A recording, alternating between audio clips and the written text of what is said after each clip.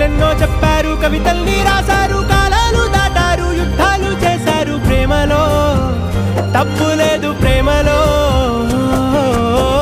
వేల వేల వెన్నెలంత నీదవాలి వెలుగునంత మోయమంటే నేను ఎంత రే.